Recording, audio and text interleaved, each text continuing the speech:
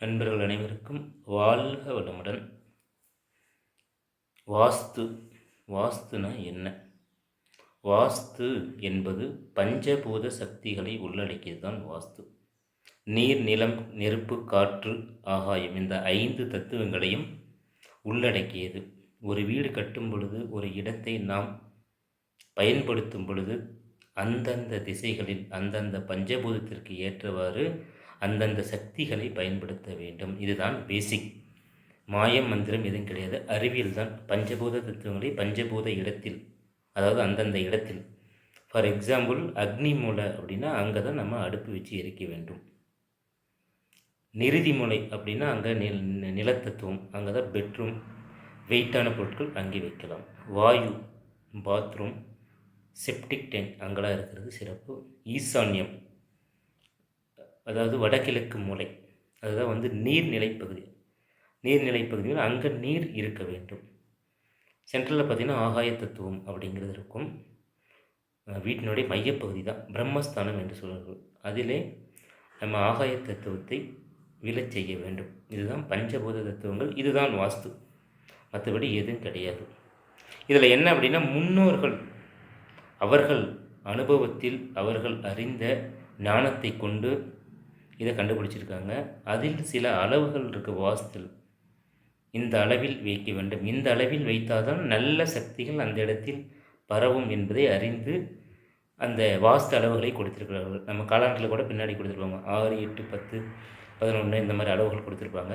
அந்த அளவுகளை பயன்படுத்தி தான் நாம் ஒரு மனை அமைக்க வேண்டும். அதே மாதிரி வீடு கட்டும் பொழுது மனையை தேர்வு செய்ய வேண்டும்.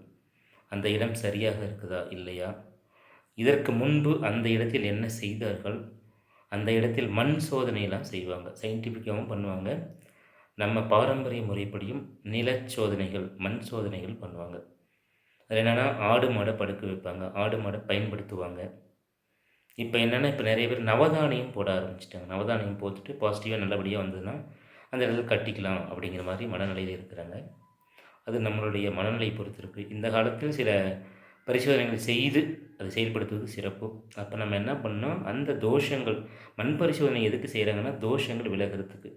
அப்போ சில தோஷங்கள் விலகிறதுக்காக நம்ம பரிகார பூஜைகள் அப்படின்னு பண்ணிக்க வேண்டியதான். அது பரிகார பூஜைகள்னால் அது ஒன்றும் மயமந்திரம்லாம் இல்லை.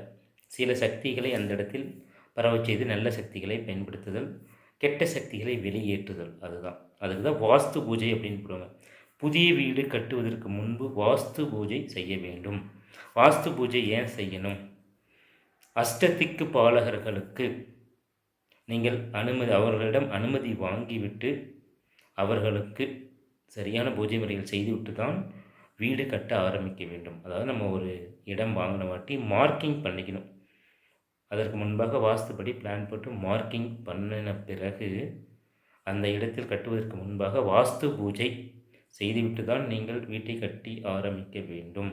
அஷ்டதிக்கு பாலகர்களுக்கு வணங்க வேண்டும். அவர்களுக்கு உரிய மரியாதை செய்துவிட்டு பர்மிஷன் வாங்கிவிட்டு அந்த இடத்தில் நீங்கள் ஆரம்பிக்க வேண்டும். நம்மளுடைய மக்கள் என்ன நினச்சிக்கிறாங்க அப்படின்னா, பாலக்கால் நெட்டாவே போதும் அப்படின்னு நினச்சிக்கிறாங்க. பாலக்கால் நெட்டுட்டு சனி மூலையில் வச்சுட்டு நட்டுக்கிட்டால் வாஸ்து பூஜை அப்படின்னு நினச்சிக்கிறாங்க. அது கிடையாது. வாஸ்து பூஜை முறையாக பண்ண வேண்டும். முறையாக வாஸ்து பூஜை செய்து கட்டக்கூடிய வீடுகள் மிகச்சிறப்பாக விரைவில், அதிகபட்சம் ஒரு வருடத்தில் சிறப்பாக நிறைவடைந்ததை கண்கூட பார்க்க முடிகிறது. வாஸ்து நிபுணர் சொல்லக்கூடிய அந்த அறிவுகளை பயன்படுத்தி அந்த விஷயத்தை செய்வது மிக சிறப்பு. நவக்கிரகங்கள் பஞ்சபூதத்து கீழே தான் இருக்குது. ஒவ்வொரு இடத்திற்கும் ஒரு கிரகங்கள் அமரும். அதில் பஞ்சபூதத்து கீழே தான் அந்த கிரகங்கள். ஜாதகத்தில் நேரம் நல்லா இருந்ததுன்னா பஞ்சபூதம் வெயிட் பண்ணிக்கிட்டு இருக்கும். ஜாதகத்தில் நேரம் வரும் பொழுது வாஸ்து சரியாக இல்லை என்றால் கடுமையான பாதிப்பை ஏற்படும். அதற்கு நிறைய ரூல்ஸ் இருக்குது. எந்தெந்த இடத்தில் எந்தெந்த பாதிப்புகள் ஏற்பட்டால் என்ன நடக்கும் அப்படிங்கிறது ரூல்ஸ் இருக்குது. அதை பின்வரும் பகுதியில் பார்ப்போம். நன்றி. வாழ்க வளமுடன்.